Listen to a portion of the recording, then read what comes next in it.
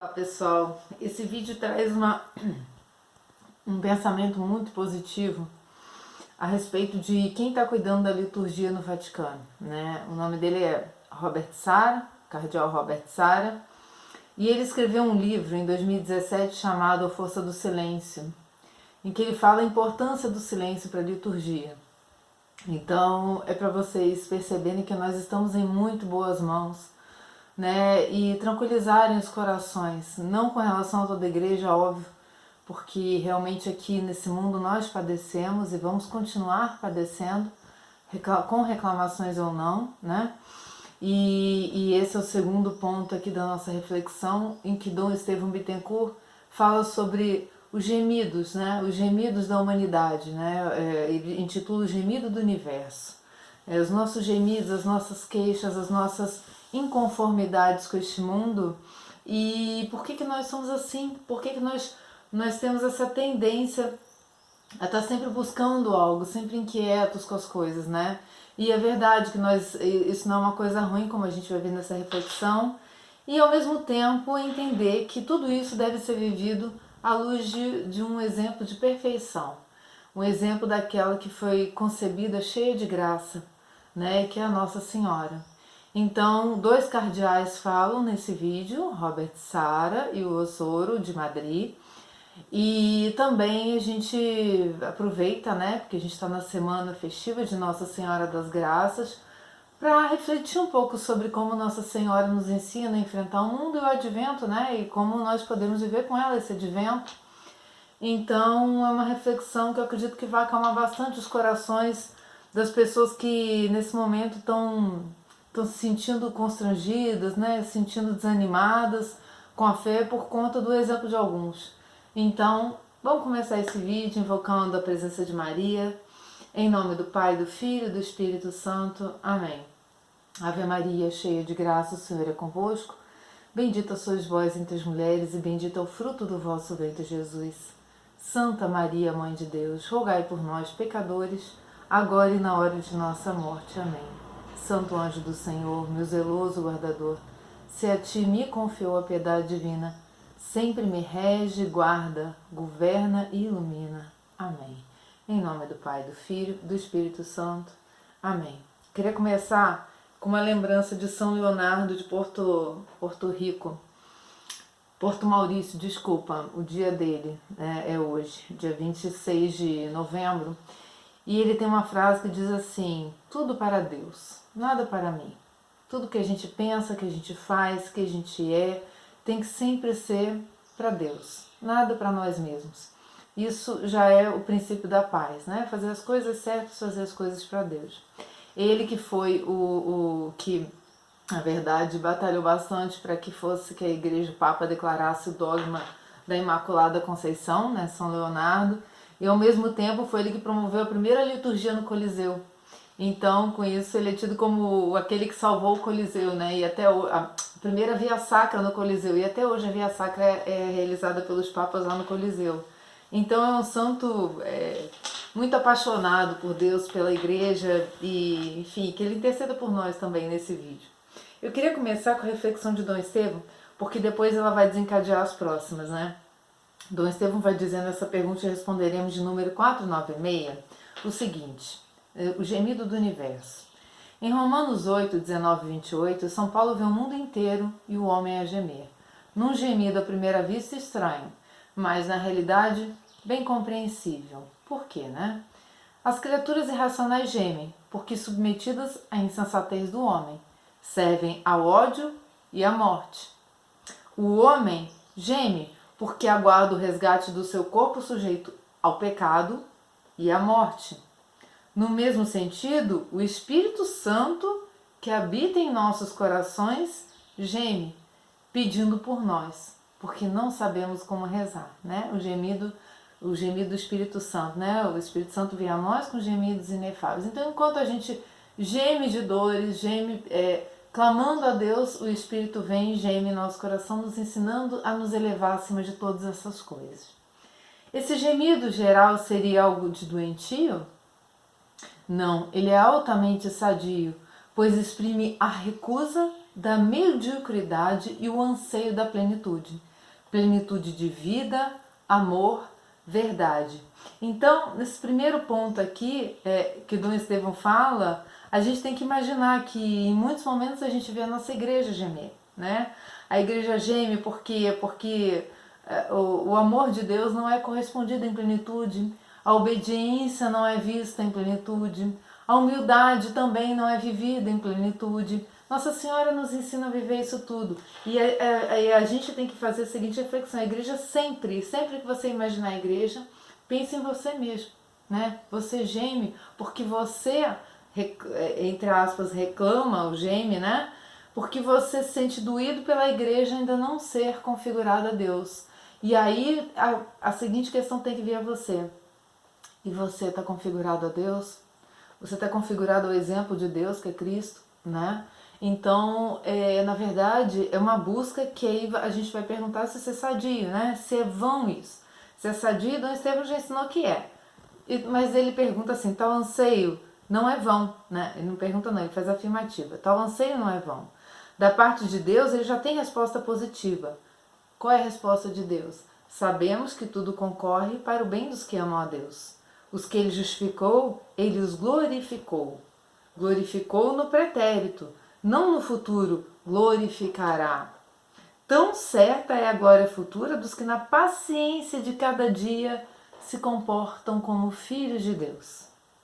Ademais, o uso do pretérito diz ainda outra coisa: o futuro não é meramente futuro, mas já existe no presente. Sim, existe germinalmente, ou como semente que tende a desabrochar, sempre mais, propiciando ao cristão o antegozo da vida definitiva.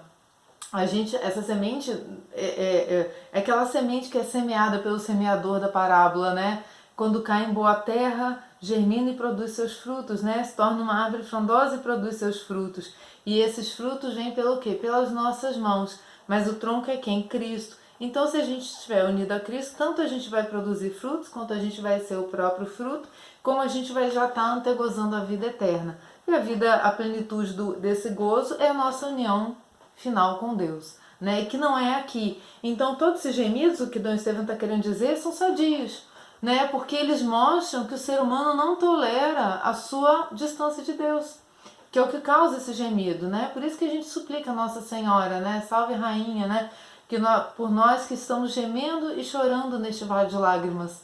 Me veio isso à cabeça, porque realmente quando a gente pede a ela, né? Ela que não precisava, ela era perfeita, né? Então ela não, em nenhum momento ela teve esse sentimento, porque na verdade ela estava sofrendo, mas sofrendo pela vontade de Deus. Então, por isso ela é um modelo perfeito, né? Ele vai continuar aqui, para a gente terminar esse raciocínio de Dom Estevão, ele diz assim: existe, portanto, continuidade entre a vida presente e a futura, mais ou menos o que nós falamos no vídeo anterior, né? Sobre o nascimento em duas etapas. O Deus que faz a bem-aventurança dos justos no céu é o mesmo que se faz presente aos fiéis da terra. E aí que se encerra a nossa esperança, né? O Deus que está no céu, glorificado pelos anjos, os santos, também está aqui na terra. Todavia, é preciso reconhecer que entre a graça na terra e a glória no céu ainda há grande distância. O que o cristão aguarda fica sendo o quê? O que o olho não viu, o ouvido não ouviu e que o coração do homem jamais percebeu. As próprias imagens o indicam. A lagarta é feia, ao passo que a borboleta é surpreendentemente bela por suas cores variegadas. Depois daquele momento da lagarta, né? De introspecção, de sofrimento, de interiorização, ela o quê? Ela se transforma. A mesma coisa vai acontecer com a nossa alma quando encontrar o seu Criador. Daí o santo gemido, ou o anseio das criaturas em demanda, né, em busca da consumação da obra iniciada por Cristo em cada um de seus fiéis. Anseio cheio de esperança, pois foi o próprio Deus quem o instilou em cada coração humano.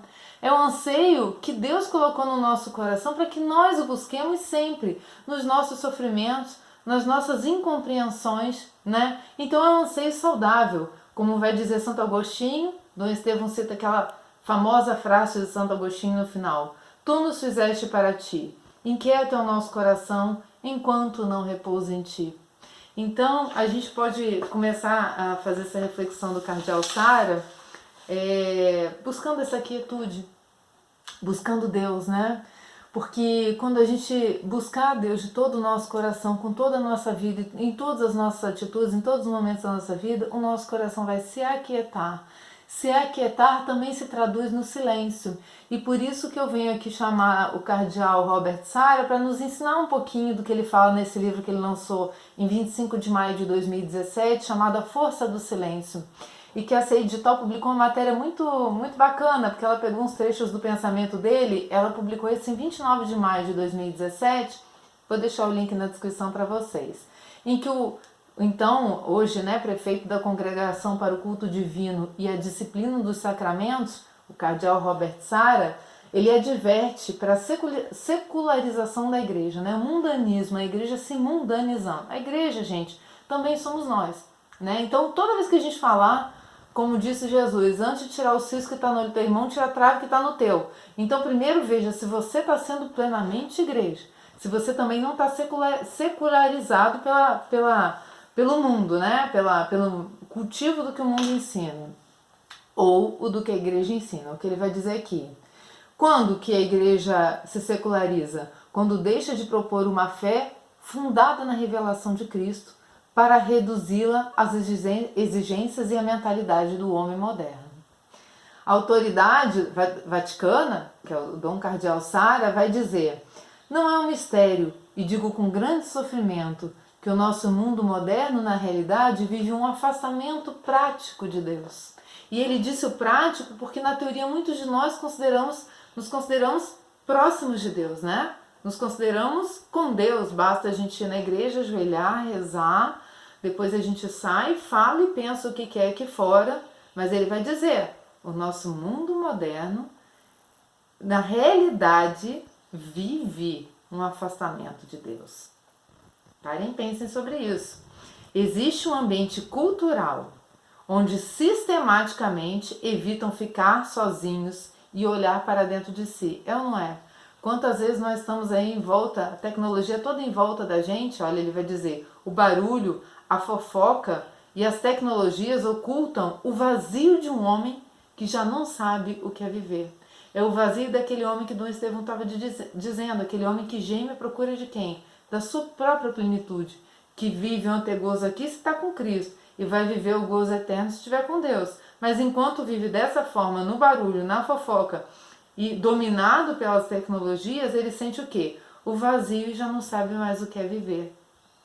Aí o cardeal continua, às vezes tem a impressão de que essa secularização também entrou na igreja e consiste exatamente em reduzir a fé à medida humana. Esse tem a impressão, ele foi muito gentil, né? Porque realmente entrou. Em vez de abrir o homem à iniciativa de Deus, e como é que é a iniciativa de Deus? Ele vai dizer, inesperada, detonante, libertadora. Em vez disso, acredita-se que o homem de hoje pode acreditar melhor se lhe oferecemos uma fé que não se baseia tanto na revelação de Cristo e na tradição da igreja, mas sobre as exigências do homem moderno, sobre as suas possibilidades e mentalidades. Ou seja, se o atual pensamento é com relação a determinada situação política, eu trago isso para dentro da igreja. E assim eu acho que eu vou viver melhor a fé. É o que ele está dizendo aqui, olha, oferecemos uma fé que não se baseia tanto na revelação de Cristo, na tradição da igreja, porque a liturgia é tradicional da igreja. Né? Vem desde que lá nos Atos Apóstolos já realizavam esses atos, né? Então a igreja só o quê? Conservou e ensina o que foi passado pelas testemunhas oculares de Cristo. Mas o homem não, ele quer perverter isso. E aí o cardeal vai continuar, olha, escutamos falar sobre a fé, a vida eterna, a comunhão com Cristo, do pecado como uma ruptura e rebelião contra Deus em nossas homilias? Né? Ele fez essa pergunta. A gente escuta? É normal a gente ouvir isso dentro da igreja?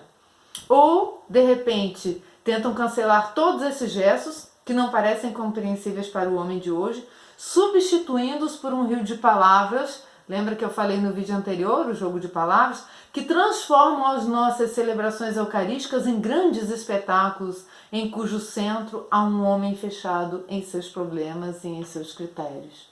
Esse homem barulhento, esse homem que quer festividade, né? Que não consegue se interiorizar, que vive do que os olhos veem, que é o contrário do que Dom Estevão lembrou ali, né? O que Deus tem preparado para você é coisa que os olhos não veem. Então por que na igreja a gente também quer ficar olhando e pensando sobre cada detalhe de cada coisa que a sociedade vive, ao invés de se interiorizar, trazer o que a sociedade vive para o coração da igreja e oferecer para Deus uma liturgia silenciosa e solene? Aí ele vai falar da importância do silêncio. Em seguida, assinalou o cardeal Sara que o silêncio não é um fim em si mesmo, né? Mas um silêncio no qual Deus pode falar e ser ouvido. A prioridade de Deus, a centralidade de Deus, a adoração de Deus e a santificação do homem são o coração e a substância da liturgia cristã. Então, olha a importância do silêncio, né? O silêncio tem a ver com a santificação do homem, com o seu encontro com Deus, em dar prioridade a Deus e não ao homem mesmo na liturgia, em dar centralidade a Deus e não ao homem na liturgia, a adorar a Deus e não culturas e coisas diferentes na liturgia. O que traz o homem à santidade é a comunhão, a vivência desse Cristo. E ele vai dizer aqui como é que Cristo agia. Nesse sentido, assinalou que o desafio do silêncio é um grande desafio, porque nos leva ao verdadeiro significado da existência humana, a relação do homem com Deus e, talvez melhor ainda, a relação de Deus com o homem e como Deus se relacionava com o homem. O silêncio é uma condição necessária, porque cria um ambiente que torna possível acolher a encarnação. Aí ele vai citar Bento XVI na introdução do livro, que Jesus, como que Jesus é? Silêncio e palavra. E a igreja, em suas expressões, é silêncio e palavra, que se fecundam reciprocamente. Uma coisa atrai a outra. O silêncio propicia a palavra e que a palavra se interiorize em nós, e a palavra também propicia o silêncio, para que nós possamos refletir sobre o que nós ouvimos. E não uma balbúrdia contínua, um barulho contínuo que vai levar o homem a nada mais apreciar do que a si mesmo. Né? O que ele é capaz de produzir, o que ele é capaz de fazer, o que ele é capaz de raciocinar, o que ele é capaz de resolver. Então é o homem sempre centralizado em si, é o que destrói a igreja. E essa igreja não só a liturgia da igreja, mas o próprio homem. Né? Quando a gente vive uma vida de silêncio interior e uma vida de leitura da palavra, a gente tem as duas coisas bem equilibradas dentro de nós, porque foi assim que Jesus fez. Ele não pregava e depois se retirava? Pregava para a multidão, estava lá junto das ovelhas, no meio passando pelas cidades, um monte de gente em volta dele. De repente ele se retirava, ia para outra margem, subia aos montes. Então isso tudo, vamos dizer que a liturgia, ela materializa a figura de Cristo, né? A presença de Cristo na igreja. Se o corpo está ali celebrando a presença dele, está ali a cabeça dele também. Então Cristo é palavra e Cristo é silêncio. O cardeal está lembrando muito bem isso aqui para a gente. Né? E olha que a nossa liturgia da Igreja Católica do Vaticano está em excelentes mãos. Olha a reflexão desse cardeal que profunda, né? Em seu discurso, né, o cardeal Robert Sarah também assinalou que a questão da enculturação, que é justamente esse assunto que está em voga, né, que já estava lá naquela época e sempre aconteceu dentro da igreja, negócio de teatro no altar e trazer culturas e movimentar. Olha o que ele quis dizer com isso. A questão da enculturação não é principalmente a questão de como podemos tornar a liturgia mais africana, mais asiática ou mais aborígene. Aqui no Brasil e recentemente na Amazônia podemos dizer mais indígena. Olha o que foi parar na mão dele, né? Olha na mão de quem foi parar. O divino irrompe no humano, não para se acorrentar pelo humano, mas para abri-lo, purificá-lo, libertá-lo, transformá-lo, divinizá-lo. O divino irrompe, ele entra, ele invade no humano, né? Não para se acorrentar no que é humano, não para atender as nossas expectativas, as nossas exigências, a cultura de A, B, C, não. Ele faz o contrário, ele entra para nos elevar de tudo isso, elevar dos nossos costumes terrenos, das nossas más paixões, dos nossos costumes, dos nossos sofrimentos humanos. Ele vem aqui, vem todo mundo, vem a humanidade, vem celebrar comigo. Eu me entreguei para você. É o santo sacrifício acontecendo naquele momento, né? Não é o sacrifício, não é para mostrar o sacrifício humano, é para mostrar o sacrifício de Cristo. Por isso que ele vai fazer esse comentário. Muitas vezes o cardeal diz, tem a impressão de que nos ocupamos mais de como tornar a liturgia mais adaptada do que de oferecer toda a sua riqueza, né? Como que eu vou fazer a química com tesouro? Eu preciso pensar e fazer, em vez de eu abrir o tesouro e dizer, toma essa riqueza. Não precisa fazer mais nada. Não podemos aprisionar o divino em categorias humanas. O silêncio é o clima interior, a atitude interior, a disponibilidade interior, que torna fecunda a palavra da igreja. Nesse sentido, o cardeal quis dizer que há uma igreja que está em perigo de se empobrecer, pois se fecha em julgamentos por amentos humanos. O cardeal diz, indico com grande humildade o caminho do silêncio, para que todos os fiéis, mas também cada comunidade celebrante, se abra à iniciativa de Deus e acolha toda a graça que vem dele. A iniciativa não é nossa, meus irmãos. Quem quis se dar dessa forma, pão e vinho na ceia, foi Cristo. Foi Ele mesmo que instituiu dessa forma.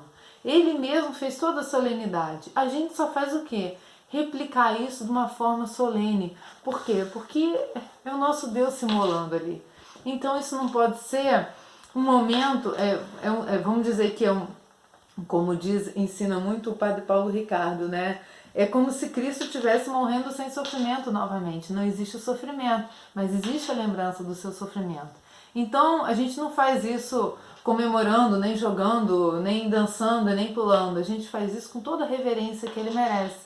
E aí eu acho que essa reflexão é muito importante para nós como seres humanos, né? Porque nós temos uma mania de falar, nós temos mania de ter opinião sobre tudo, de querer opinar sobre tudo, sobre a igreja, sobre como funciona, sobre o Papa. Essa mania que nós temos é a mania que o padre tem também para criar uma liturgia nova.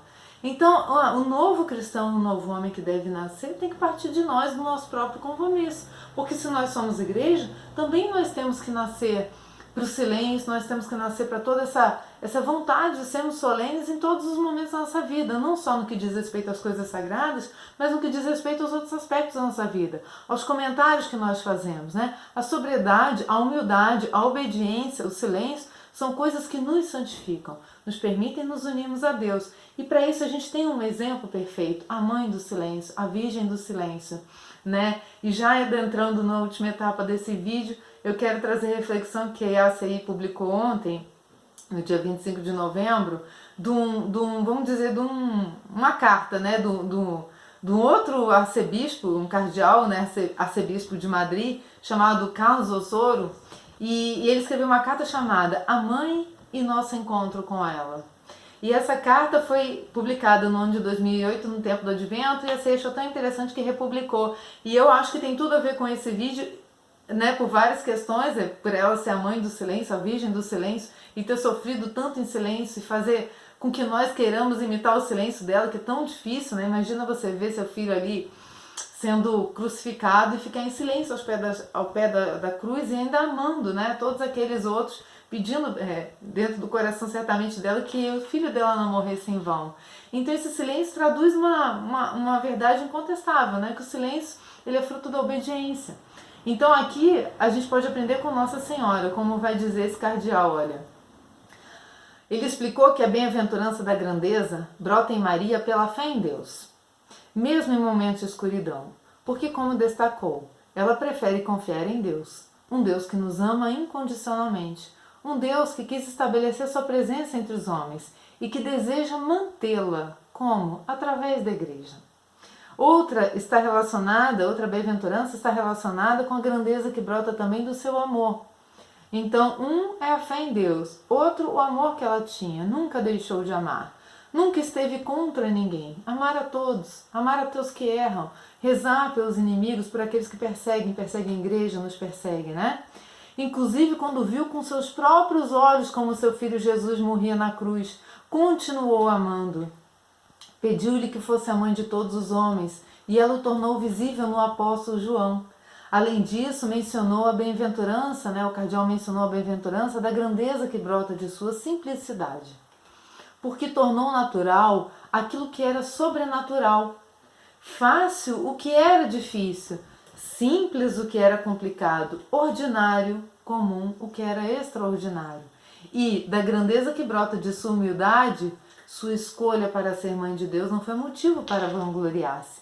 Esqueceu e nunca levou em consideração o que fizeram com ela, como por exemplo, fechar-lhe as portas quando ia dar à luz. Que exemplo, né? Se a mãe do próprio Deus, a mãe de Cristo, não teve reação com relação a isso, nós temos reação com coisas muito, muito menores, né?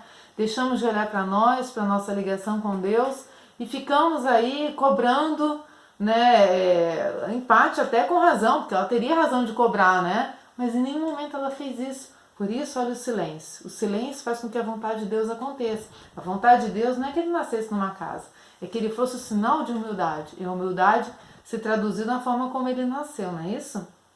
Por isso, pensar em Maria é uma preparação muito boa para o advento.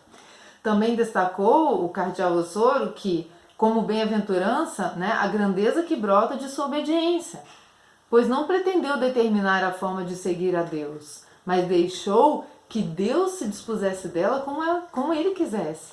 E também é relacionada, a outra bem-aventurança é relacionada com a grandeza que brota de sua fidelidade, mesmo à custa de grandes sofrimentos. Sofreu tudo que humanamente se pode sofrer sem se queixar.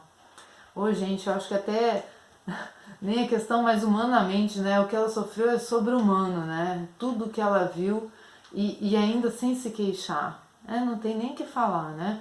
O cardeal também se referiu à bem-aventurança da grandeza que brota de sua força. Foi capaz de carregar uma cruz, cantar o Magnífica e falar com tranquilidade sobre outras coisas. E é que brota do saber se manter junto à cruz de seu filho, de forma como pedia seu coração de mãe, de pé. Então a gente sabe também como ela se manter junto à cruz dos nossos sofrimentos, sofrimentos da nossa igreja de pé, com confiança, sendo obedientes e humildes. O cardeal Osoro também incentiva a deixar-se questionar por Deus, tendo adiante a Virgem Maria. Incentiva a rezar o Magnífica antes de fazer as perguntas transcendentais da vida, porque rezando o Magnífica nós mesmos passamos a viver humildade com ela, né? Do mesmo modo, exorta a viver como filho de Deus e irmão de todos os homens, para experimentar a grande bênção de Deus que é viver com, por e a partir do amor de Deus. E deixar que Deus diga, alegra-te, o Senhor está contigo, né? Porque ela recebeu esse anúncio antes de tudo.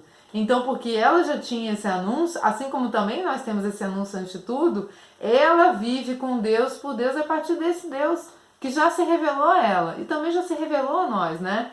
E aproximar a nossa mãe de nossa vida dessa forma. Colocar-se ao lado dela e escutar junto com ela essas palavras que enchem a vida de um ser humano de alegria, percebendo que Deus conta contigo, ama-te, deseja que lhe faças presente neste mundo. Assim como Maria faz Deus ser presente na nossa vida, tanto física, através do parto, né, de Cristo, mas como espiritualmente, através dessa própria figura, né? Se Deus está com ela, se ela é plena de graça, ela também é imagem de Deus pra gente, né?